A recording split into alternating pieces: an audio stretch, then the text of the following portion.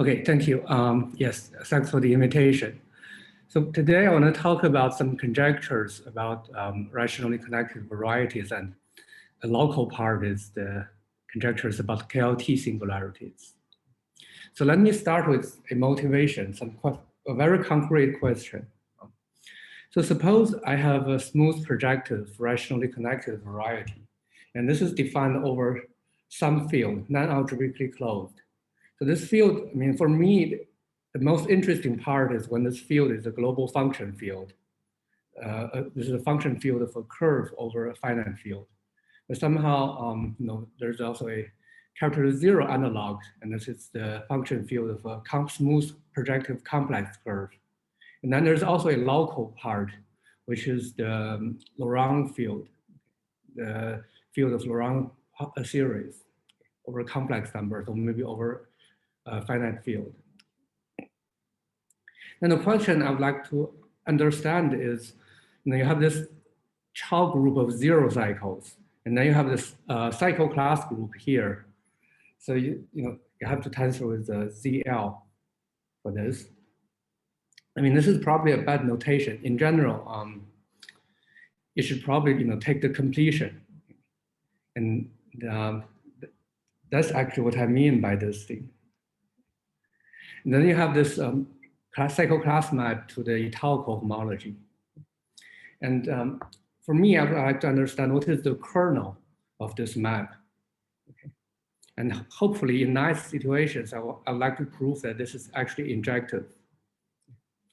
And so the interest, for me, the most interesting part is to study local global principles when this is a global function field. But somehow in order to study this, I need to understand the cycle class map, even when this is an algebraic closed field, not just finite field. Okay. And so K-theory gives you an effective way of, okay. Oh yeah. Sorry, so this is you can turn this problem into a question about one cycle. I mean, it's very easy to understand this when the space field is like a function field of a curve. So then zero cycles are actually, you take some model over this curve, and then zero cycles are in one-to-one correspondence with one cycle. So this is very easy. But somehow, even in this local situation, this like Laurent field, you can still turn this into some questions about one cycle. And we will see this. So when this dimension X is 2, okay, so this is a two-dimensional variety over some non-algebraic closed field. And if this field is the function field of a curve, then this is, you take some model, then you actually have a threefold. Okay. So then this is one cycle, they're like codimension 2 cycles. Or in general, like zero cycles on the surface, it's also a codimension 2 cycle. So K-theory is very effective to study codimension 2 cycles. This is essentially, I mean, I didn't start with the work of Bloch and then Colliot-Lin, etc. Many people have worked on this kind of problem. But somehow it does not seem to be as effective as the codimension 2 case, okay, in all these higher codimension cycles. So in some sense, this talk is about an attempt to study this higher codimension cycles. Yeah. So now, after I explain this motivation, let me start with something completely different. At least it looks completely different. And then I will come back to this question, maybe in the latter half of the talk. This is about the so-called Kato homology. So Kato homology, you can define this for any variety over any field. At least if you have some restrictions on this field. But somehow, for our purpose, let's look at the algebraic closed case, or maybe just complex numbers. Let's say you have a smooth variety defined over this complex numbers. And I'm going to take coefficients. It's either integers or maybe Tauschen coefficients. I mean, for me, the rational coefficients are not so important, not so interesting, because I understand them completely. But I also put it here. Let's say D is the dimension of X. Now, if X is a smooth variety over complex numbers, there are two topologies I can put on X. First, I can take the heuristic topology, and then I can also take, think of X as a complex manifold. Then there's analytic topology. I put it here. And then the identity map. So this map pi from X analytic to X heuristic, it's just the identity map on the topological space. And this, with these two different topologies, this is a continuous map. Then I can take the push forward of the constant sheaf with coefficient A. I write this A with an underline A. The constant sheaf. And I only look at one special piece of this push forward. This is the top degree part. Remember, D is the dimension of X. So when you take this higher direct image, this RD pylori is the largest degree part because of the affine vanishing. Then I define the catohomology. Now here I use this cohomology notation. But here I would like to think of this catohomology as a homological object. So I use this lower a. This catohomology defined as the sheaf cohomology with respect to the heuristic topology of X of this sheaf. Okay. And as I said, because this HD is the largest non-vanishing degree part. So this is, if you look at the E2 page of the Lurie spectral sequence for this morphism pi, for this map pi, this is like a square in general, and this is like a top row. And then here are some properties I need for this catohomology. If you have any questions, just stop me and ask questions, because I think I cannot see the questions you ask in the chat or whatever. Okay. So if this is the first time you have seen this, don't worry. I'm not going to use any specific properties of this catohomology. And rather, here are three things I'm going to need, and they're like rather formal properties. First is the functoriality. So this is a homology, and you can have proper push forward. And you can also have flat pullback actually, but I'm only going to use, you have this open immersion, then you can pull back this catohomology. So here, this push forward, it just behaves like a homology. And then this pullback, because it's like a sheaf cohomology, so we have this pullback. Okay. And then another key property I'm going to need is that if you have a inclusion of smooth subvarieties, and then you take the complement U, then it really behaves like a homology. You have this localization sequence. The catohomology of the closed subvariety maps to the catohomology of the total space, and then it maps. This is the proper push forward, and then you have the open immersion pullback. This is a localization sequence. This is the exact.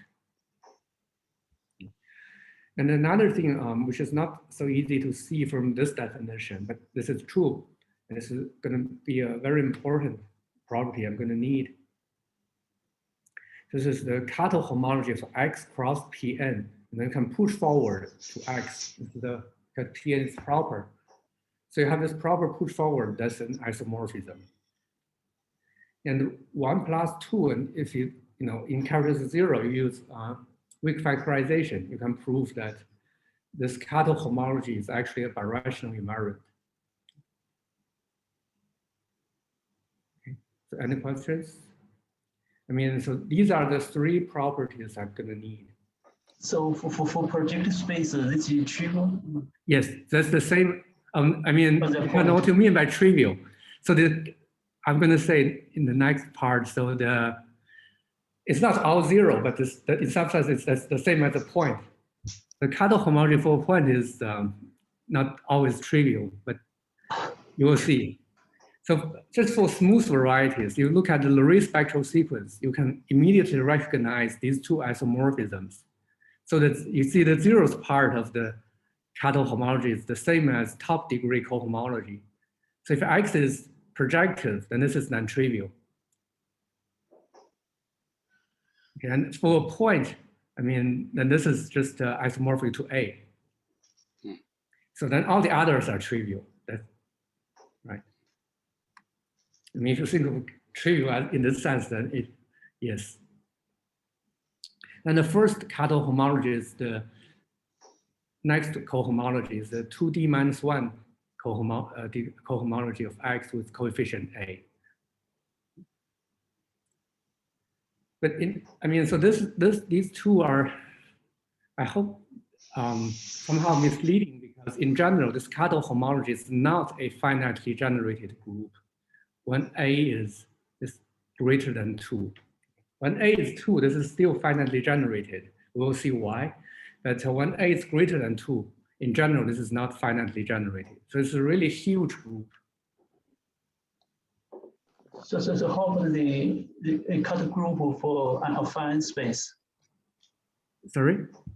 If you take a affine space, yeah, what's it? Yes, so for this affine space, that's always trivial, yes. For for the affine space, it's always trivial. Yeah. But then you say, I mean, this is A1, this is A1 trivial, you know, this is not A1 invariant, this is A1 trivial. Okay. So anything, so X cross A1, that's the Kato homology is always 0, because X cross P1 is the same as X. So you can use localization. Yeah, okay, thank you. Yes. Right. Okay, so now the next thing is, this is also a general remark. It's not so important to understand this talk. So this is a result of Swarovski, and this is actually his proof of the Lichtenbaum conjecture, or maybe Bloch-Kato conjecture. So you have a smooth variety, not necessarily projective, and D is the dimension. Then you can define a higher Chow group. I mean, just like a generalization of the Chow groups of this codimension D minus 1, or maybe like dimension 1 cycles. Now take the Tauschen, this finite coefficient. Then there's a natural cycle class map to the cohomology. And somehow this Kato homology actually sits in between all of these cycle class maps. So there's a long exact sequence going this way. So you have this Chow D minus 1 n mapping to cohomology. And then you have the Kato homology. And the next thing is Chow D minus 1 n minus 1. So you have this really long, long exact sequence. And then this somehow explains why this Kato homology in general is not finitely generated. I mean, except for this one, because this is a quotient of cohomology group. So this one, this KH2 is always finitely generated. But the other thing, somehow they encode some information about this Griffith group of algebraically trivial, of homologically trivial, but not algebraically trivial cycles. Okay, so you know, some examples of Griffith and Clemens and also Voisin tells you that, for example, for Calabi-Yau threefold and 1 cycles on that, this group could be infinitely generated. So this Kato homology really measures the difference between higher Chow groups and cohomology. And since I said I'm going to consider like 1 cycles on these varieties, you see this is exactly 1 cycle, and this is why I need to study this Kato homology for the question I mentioned at the beginning. And now this final remark is that you can extend this definition of Kato homology to all singular varieties. I mean, essentially, you want this localization sequence to be true for this for singular varieties. In fact, for all varieties.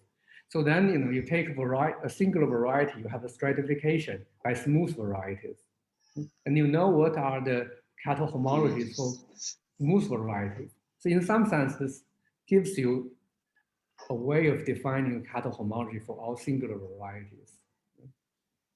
or at least this determines the Cattle homology in some sense. So I'm not going to give the most general definition, but I'll just say that you can extend this definition to include all varieties. And so these two properties, this localization sequence, and also this invariance under the product with projective space, they are still true after you make the correct extension.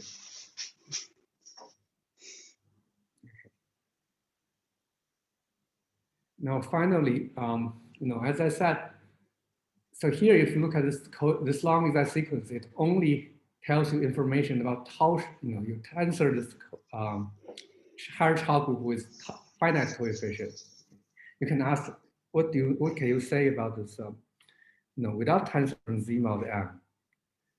Well, again, so this is a corollary of Bloch-Cattle conjecture proved by Wawowski, is that you have a short exact sequence of sheaves.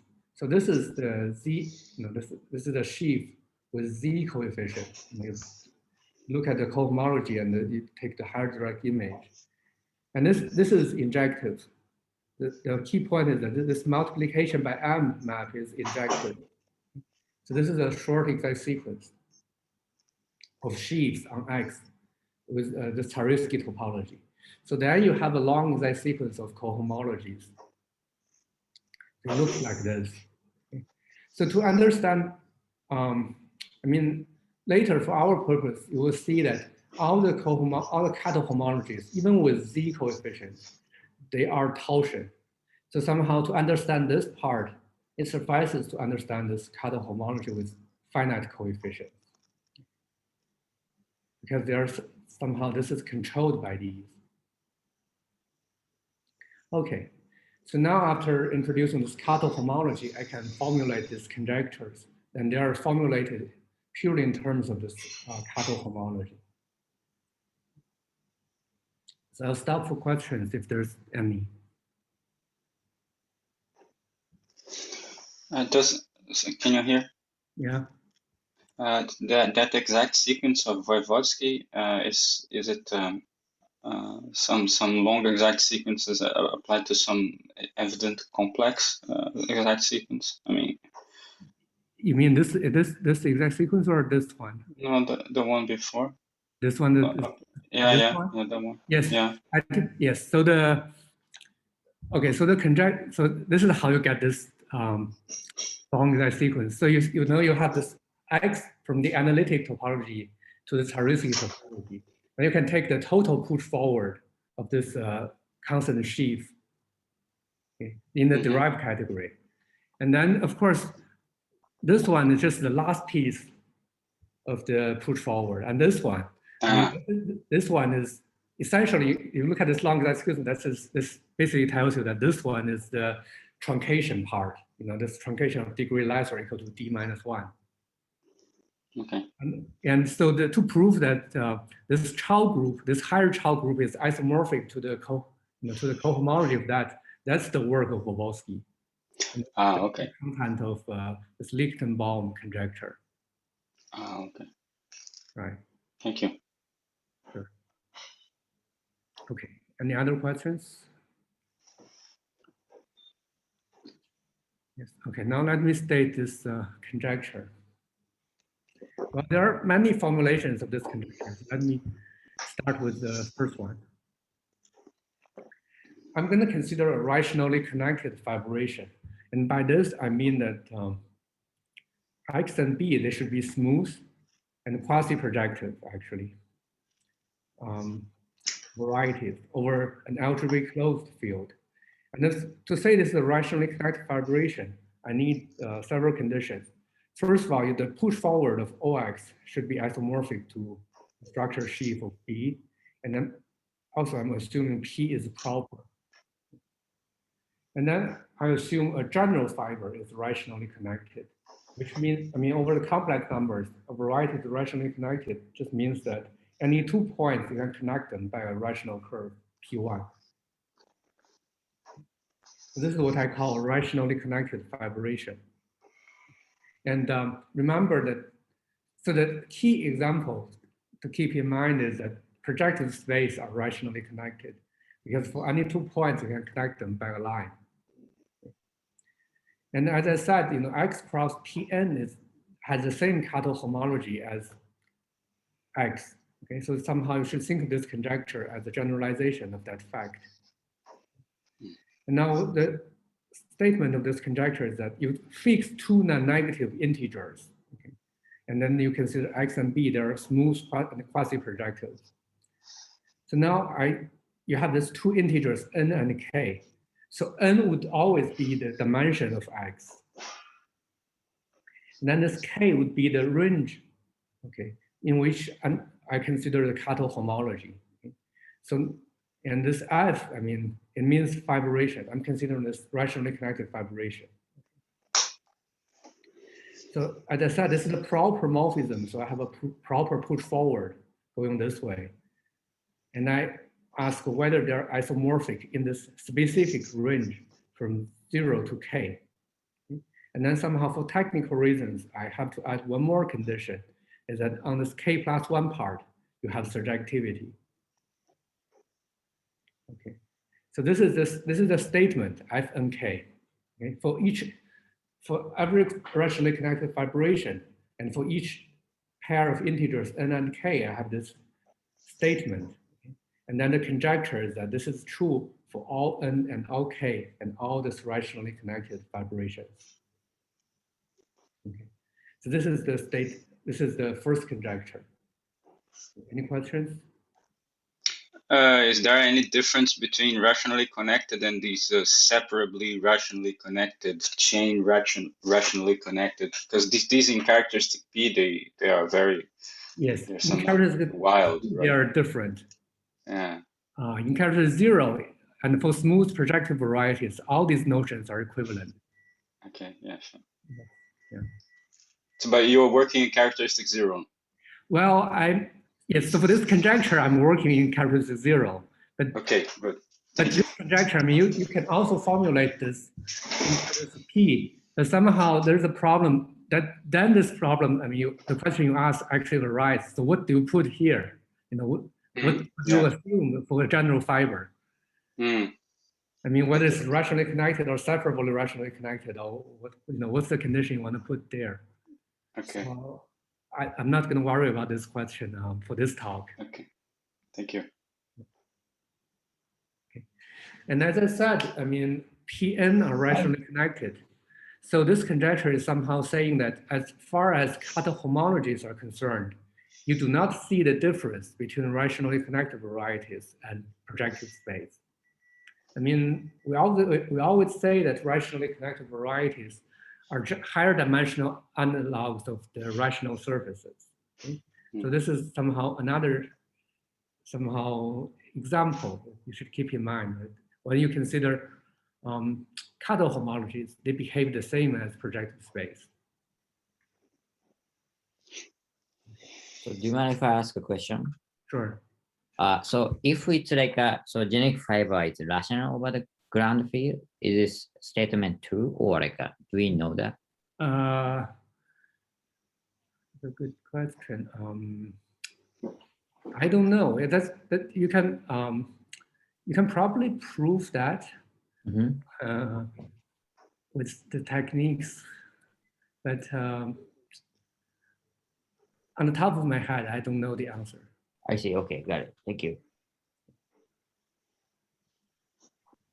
Okay, now we can look at a special case. When you take the B to be a point, then you have a smooth projective rationally connected variety. Okay. Then the conjecture would be from 1 to k, the Kato homology is 0, and then the degree 0 part is A.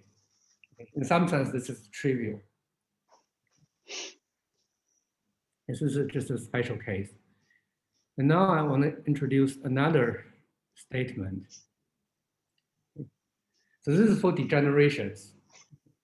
Remember this F1 case for fibration. So you allow the general fiber is smooth. And now here, basically you should think of this as a statement for singular fibers. Again, you have a proper morphism. Okay? It's a rationally connected fibration. And the dimension of X is n. Then you take a simple normal crossing divisor in B. So this, you just think of this as a family of varieties, and this D is parameterizing all the singular fibers. And the E, you call this the reduced part of the inverse image of D. The E is reduced. And I also assume this is a simple normal crossing divisor. I mean, given any fibration, you can always, at least in character 0, you know, Hironaka tells you that you can always do some blow up and achieve this. So, you know, E is just like a singular fibers. And then this conjecture would be, you have an isomorphism in this range from 0 to K, and then you have a surjectivity in degree K plus 1. And so this will be a conjecture. I didn't write it, but so this will be a conjecture. And in fact, this conjecture is implied by the previous one, by this localization sequence. So if you look at this total spaces, X and V is the complement of E, then you have a long exact sequence going this way.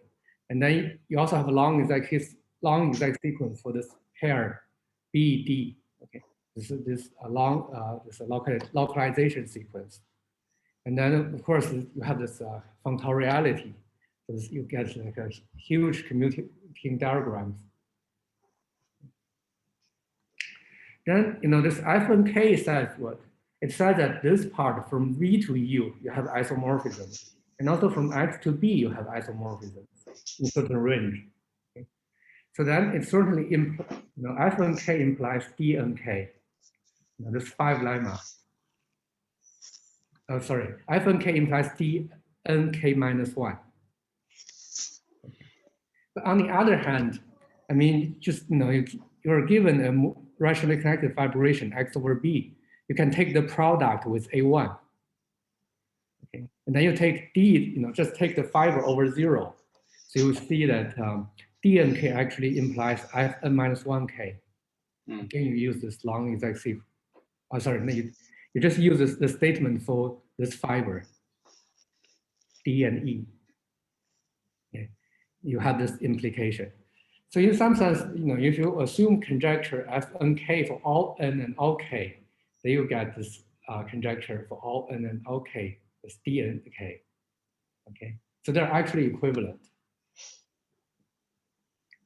But this D and K is more about the degeneration. Okay. Now, okay, this is the last part, R and K. This is R is for resolution. Now let's consider a singular variety. It's KLT singularities and the dimensions N. I mean, KLT singularities, this is a technical term. And I think the best definition is something I heard during a conference. Now in this conference,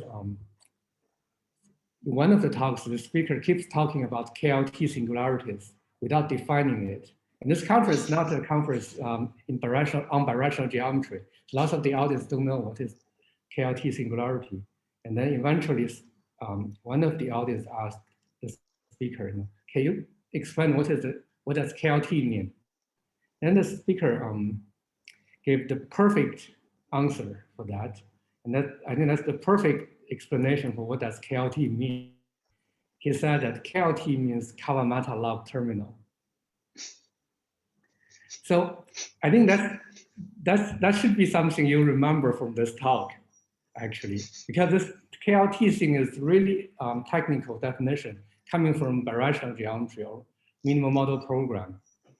So if this is really the first time you see this definition, I'm sure even if someone tells you the formal definition, you won't understand what this means. But rather, let me just say that this is a natural class of singularities that appears in this minimal model program. And for many purposes, for example, for vanishing theorems, so then this KLT singularity, they just behave like smooth varieties. Okay. And later, I mean, for the purpose of our talk, we're also going to say that this KLT singularities, they should behave like smooth varieties. Okay. And that's actually the content of this conjecture. So you take some variety, a normal variety with KLT singularities.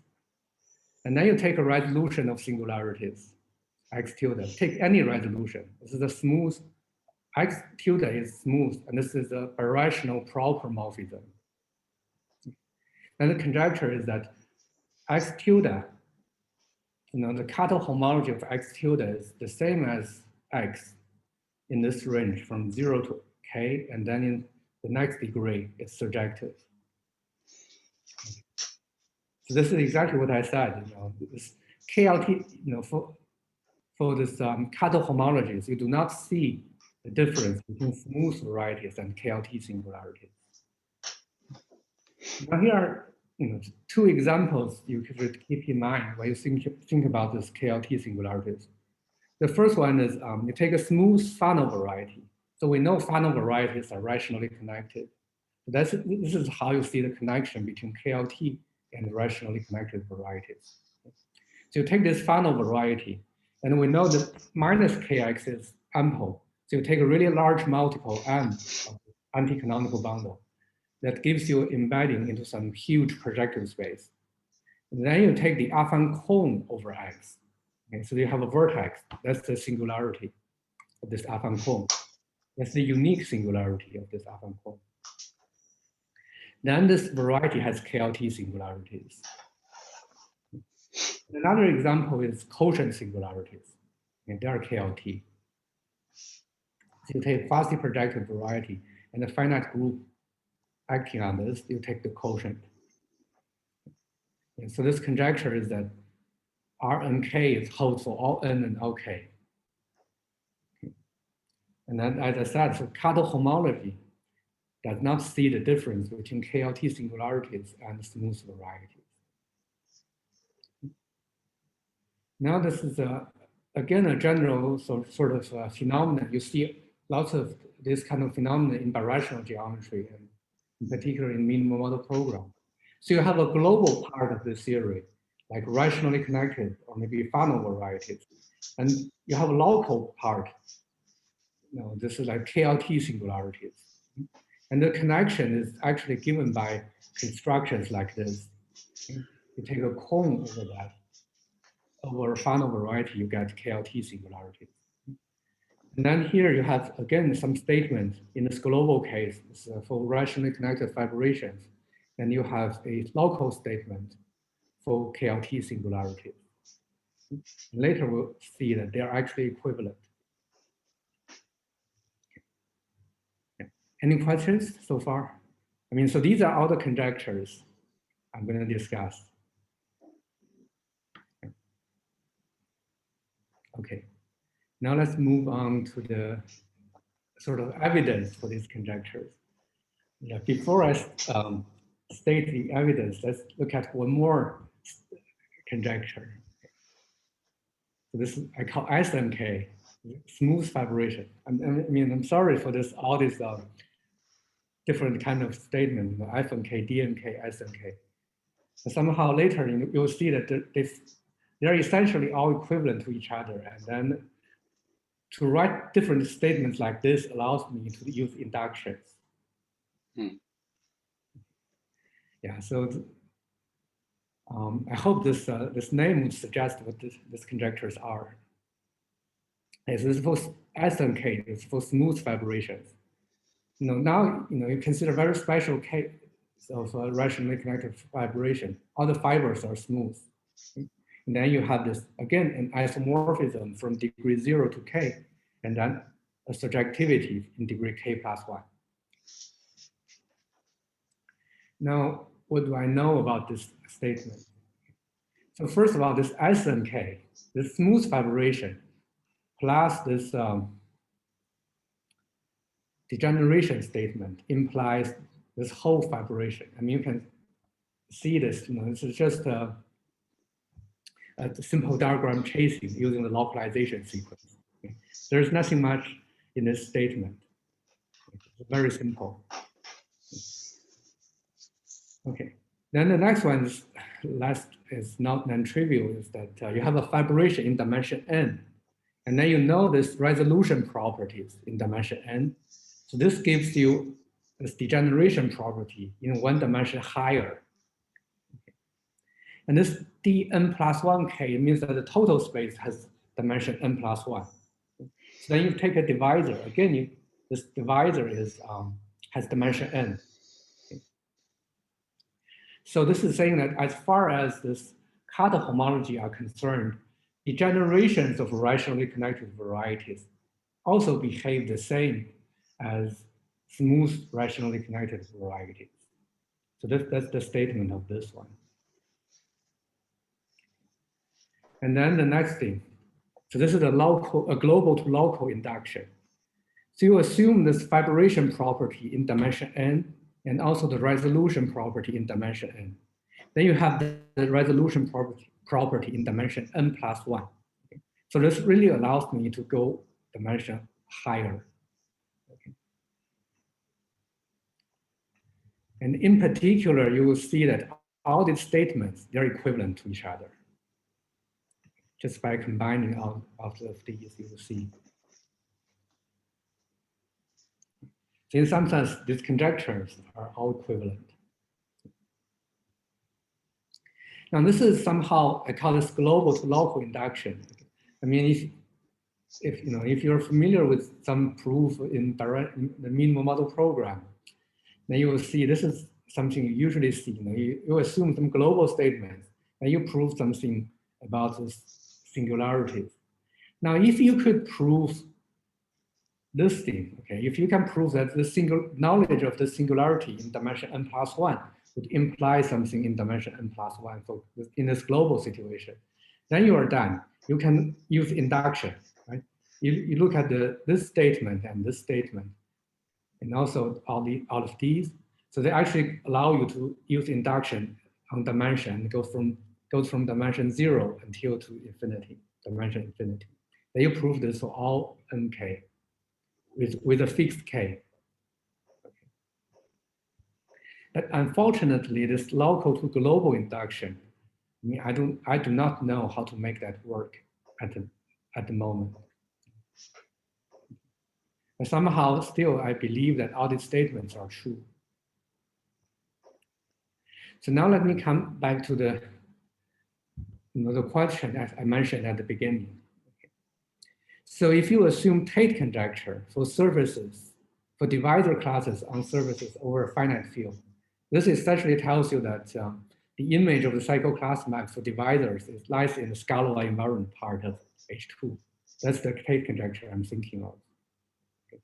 That's it. And that's, if you assume that conjecture, then this is the work of Wazang, which uses the work of Schoen, which it implies that this RCN2 is true for any n. Okay, so this is not my work.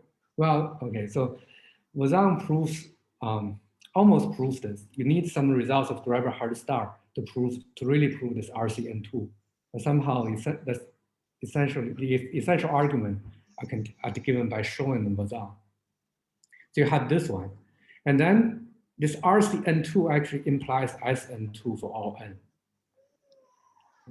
And then you can use this as the, you have this induction in some sense. You have the global to local induction. And that essentially depends on this SNK.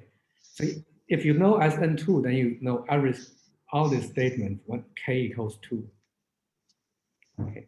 So this, again, so this gives you some evidence, right, for this conjecture. I mean, I'm not an expert on Tate conjecture, but somehow I was told that people do hope, at least people hope that Tate conjecture is true for divisors. Because, so this is, because of the connection to like the Tate-Shafarevich group and all these things, you want some finiteness. If the Tate conjecture is false, then life would be terrible. But somehow, if you don't believe Tate conjectures, you can try to disprove these conjectures. Okay. And then the proof of 2 and 3, somehow it depends on techniques. 2 and 3. It depends on techniques in the minimal model program. Essentially, you need to study the dual complex of a degeneration or a resolution. So somehow, there has been some really great advancements in for this minimal model program in positive characteristic and also in mixed characteristic. So somehow, if you formulate these conjectures in these two cases, and if you use the minimal model program in these cases, you will see that, and also you combine this part, you will see that you have lots of statements for the cycle class map. I'm sorry. If you use this minimal model program in positive or mixed characteristic, and you have this corresponding, conjecture. Actually, this SN2, and RCN2, they're not. Tate conjecture does not only imply this RCN2 and SN2 for varieties over complex numbers. It actually implies this for certain version of this for varieties over any algebraic closed field. So then you have all these statements, over excuse me, many fields, and even in this mixed characteristic case. Excuse me. Okay, this is my last remark. Okay, so any questions for this part? I mean, it's just some. Could you just say a word concerning the Tate conjecture? How does it relate to the rest? Tate conjectures over FQ. It seems very interesting. Okay, yeah. So I'll only explain this part. So Tate conjecture implies RCN2. Okay. So let's look at this RCN2. Where is it? Here. So it means that the important thing is, so it means that this KH2 is trivial, right? KH2 is trivial. Mm-hmm. And if you look at this this long exact sequence of Wolowski here, KH2 is here, right? So it means that the cycle class map is surjective, right? So that's the equivalent formulation. And Tate conjecture essentially tells you how do you recognize, how do you produce cycles, right? I mean, Tate conjecture basically tells you that, if you know the certain cohomology classes comes from cycles. Now, of course, this is like QL coefficients. So it's not really, so there are some subtleties for that statement, but essentially Tate conjecture tells you how to recognize the cycle class of the cohomology class of a cycle. And if that cohomology class satisfies some condition, you can find a cycle. Okay. Yeah, but the Tate is over FQ, and then now you're working over C, so maybe that's there's a reduction. So then for any variety defined over C, you can use this spread out, right? You find the finitely generated algebra over Z, so that the geometric generic fiber gives you this variety, and then you have some closed fiber that gives you a variety over a finite field. Okay. Then this Tate conjecture tells you something for varieties over finite field, or maybe the algebraic closure of a finite field. And then this statement, so this statement has two parts. First thing, actually there are two parts in this proof. First, Tate conjecture is really about rational coefficients. And this conjecture is really about integral or maybe taution coefficients. To go from rational coefficients to integral or maybe taution coefficients, this is the work of Schoen. It tells you that this rational coefficient, Tate conjecture, actually implies something about integral coefficients. Okay. This is the work of Schoen. And then Wozang's work essentially says that if you know something about positive characteristic, you can use the fact that we are working with rationally connected varieties, and there are standard techniques of lifting curves from positive characteristic to characteristic 0. Okay, so then Wozang's argument is the geometric part. So it says that if you know you have some cycle in positive characteristic, you can essentially glue on some rational curves and then deform it to the geometric generic fiber. Okay. Yeah, so that's the argument. Thanks a lot. Okay, does that answer your question? Excellent. Yeah, thanks. Sure. Okay, so this is the last part. Okay, any other questions? Well, okay. Now I can talk about this, some application to the original problem I'm interested in. Now this F and K, this theorem says that F and K, where is it? Here, the second part, Fn2 implies Dn plus 1, 2, right? When K is 2. What? Okay, so I'm sorry, this is a typo. It should be Dn plus 1. Fn2 implies Dn plus 1, 2. So then this has an implication, this Dn plus 1, 2 has a corollary is that if you have a smooth projective rationally connected variety defined over Lorentz field over the complex numbers, or maybe just any algebraic closed field of characteristic 0. And if you assume the dimension of X is n, okay, now here, be careful. If you write n plus 2, then this should be n plus 1. So Dn plus 1 implies this one dimension X is n. Then the degree map, you take this child group of 0 cycles, and you take the degree map, then this is an isomorphism. And if you remember the motivating question I mentioned at the beginning, I would like to understand the kernel. And now it's even better. I know this is not only injective, but also surjective. Okay. And in particular, so, Tate conjecture for surfaces implies this statement, this star. Okay, so this is the first application. And so this question, this star, this is a question asked by Colliot-Lin. And when he asked this question, I think he didn't expect this to be true. I mean, he proved this when dimension X is 2, okay, using this K-theory method.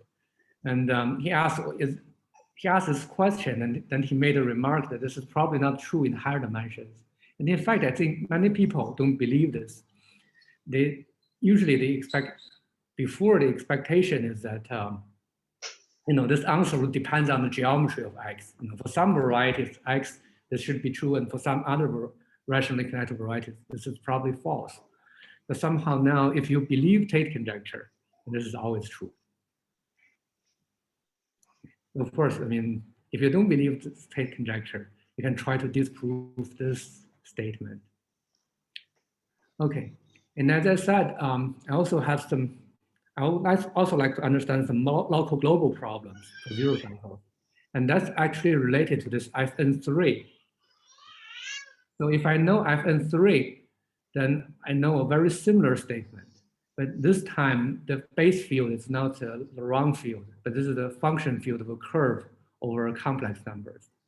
Okay? So you have a smooth projective rationally connected variety of this field. And the dimension here, this F and K implies the case when dimension X is n minus 1.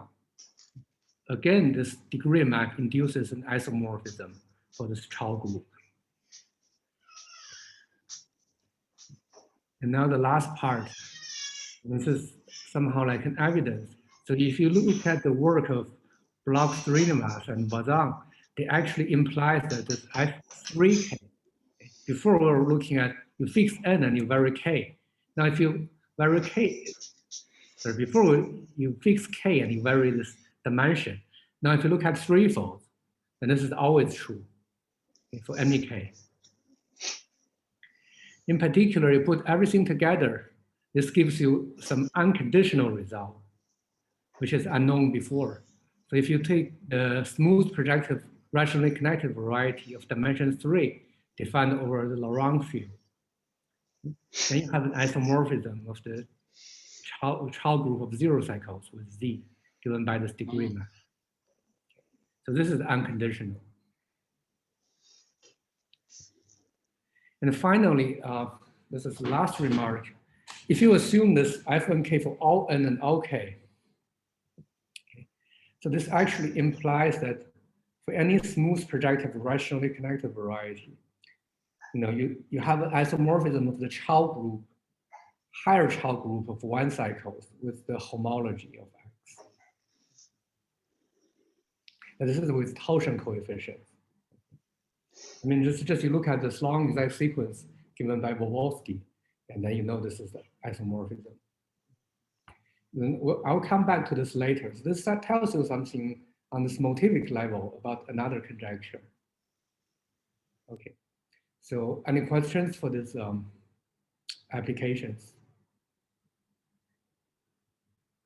Okay, good.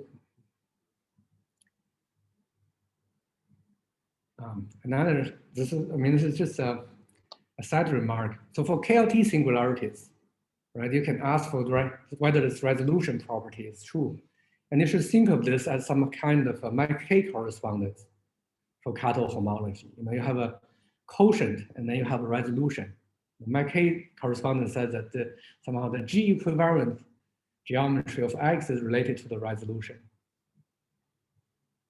So this is somehow a PhD student is working on this problem.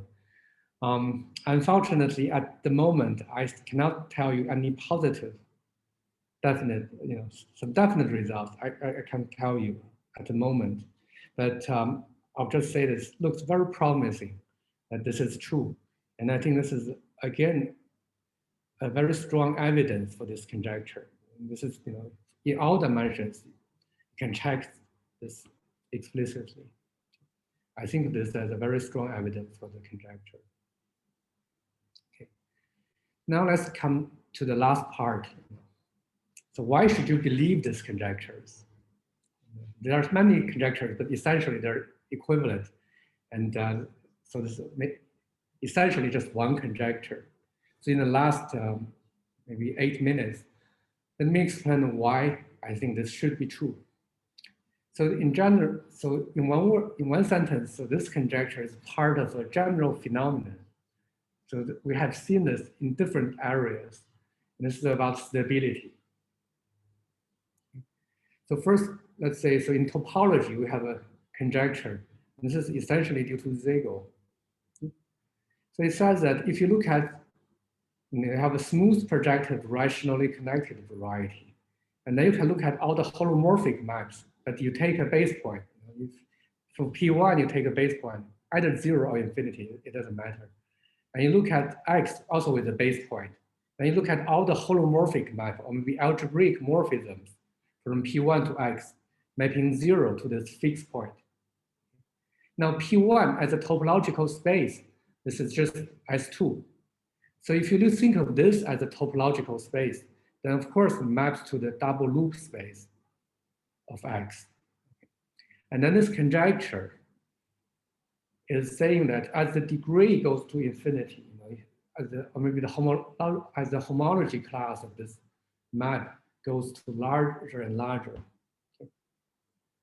goes larger, then this somehow this topological space should approximate this, this is an algebraic variety, or maybe algebraic scheme. And you think the topological space should approximate this double loop space. So somehow you have a topological stability. I mean, in particular, if you look at the homology, or maybe the homotopy groups, somehow they should converge. They should converge to the homology, or maybe the homotopy groups of this double loop space. There are lots of people in topology, they study the so-called homological stability. And this is just one incidence of that. Or maybe, I mean, yeah, okay, I would just say this is one incidence of that. Okay, also in arithmetic, I mean, Shou probably can tell you more about this. So you have this Manning conjecture. I mean, I'm formulating this Manning's conjecture in a very naive form. Okay. So you have a smooth projective variety over a number field, okay, maybe rational numbers, or maybe this global function field. Then you have some height function. You fix some ample divisor, you can count the number of rational points with some bounded height. Okay. And as this height goes to infinity, so this conjecture essentially says that as the height goes to infinity, this number should has some asymptotic formula, which only depends on the geometry of X. And of course, just to be safe, you should throw away some bad points. But somehow for the purpose of this talk, let's ignore this bad points part. So again, I think of this as saying that, this height is somehow this number theoretic analog of degree. So as this height becomes more and more positive or maybe larger, then you have a uniform behavior of all these rational points. And of course, you can also formulate a geometric Manning conjecture. That's about like rational curves or maybe general curves on your variety. Okay. And then this time you can take the variety to be a variety defined over any field, maybe algebraic closed or maybe character zero. But somehow, these two conjectures, for me, they are just like belongs to the same sort of conjectures. Okay. So they're all about stability. So somehow as some numerical invariance gets larger, or maybe as gets more positive, you can deform these things in a uniform way. And this conjecture, this FNK and all this R, this FNK is also a conjecture of this kind. Okay, so you can think this as some kind of a motivic stability result. Okay, so let me explain why. So you can take the Vovolsky motives, this is triangulated categories, but with finite coefficients. Okay, so this usually you just take like a Z mod M. And then you can take, for each variety, you can associate a motive. That's an object in this category. Okay. And then you can also associate reduced motives. Okay. So it's just, you think of this as like a motive for this pointed scheme, P1 with a point, or maybe X with a point. You think there's a reduced motive. I put a tilde there. And then, this is like, this is a nice category. So you can have internal home in this derived category, in this triangulated category. This is just an object. This is an internal home. This is also an object in this category of motives. So you think this is also some motives. Now you can compute the home space inside of this category. Okay. So this lambda is the coefficient, and this is the shifting. You should think of this as just the motive of a point with a shifting. Okay. The motive of a point is just this lambda, without any shifting. And another way of thinking about this home space is, if this is like if instead of this internal home, if this is some variety, the motive of variety, then you're actually, or maybe a motive of a space, then you're actually computing the homotopy groups of this object. But again, this is there's a subtlety here because of the construction of this DM. So it's not actually the variety; it's actually the infinite symmetric product. Okay. So somehow, this is, if you have this motivic homotopy, then this is really like computing this home set. It's computing some homotopy groups. Okay, and then this. This is like a rigid tensor category or whatever. So this internal home is really like you take the dual of this object and you take the tensor product. And then because of this, adjunction, this is really the same. And also this, we know the reduced motive of P1 is just this object. Okay. So then you take the dual, okay? And then this is always isomorphic. Also, this is a home set in this DM lambda. Okay? So you turn this home set into another form. And this on one side is just like lambda 1 with some shifting, and this side is just this reduced motive of X. And then Vovolsky proved, and his collaborators proved that this home set is isomorphic to the higher Chow group with coefficient lambda. This is a theorem. And then this conjecture tells you that this conjecture, FMK, tells you this is the same as the reduced homology of this X Or maybe you can think of this as a homology of this reduced motives. Okay. It's really the same thing. So this is the content, or rather here you only need to write this RC and K case. Sometimes you see the child group is the same as the homology. And then, of course, this homology is the same as you take the infinite symmetric product of X. That's the same as the homotopy group. This is really a topological homotopy group. But here, unfortunately, I forgot to tensor this with lambda. You should tensor this with lambda. You look at lambda coefficients. So you put everything together, you see that the homotopy groups, here I should also tensor with lambda, of this object. It's the same as the homotopy group of this infinite symmetric product, but with the shifting. Here this is pi m, and here this is pi 2 plus m. So in some sense, if you look at this shifting, it really suggests that, you look at this internal home that should be somehow related to the double loop space of this infinite symmetric product of X. And this is exactly of this form, right? You look at the home space that should approximate this double loop space. And this is somehow like a motivic analog of that statement. Okay. And again, as I said, this infinite symmetric product appears because of the construction of the motives. Okay. And I think already 2 minutes over time, so I'll stop here. Okay. Thank you for your attention. Thank you. Thank you for your talk. So are there any questions?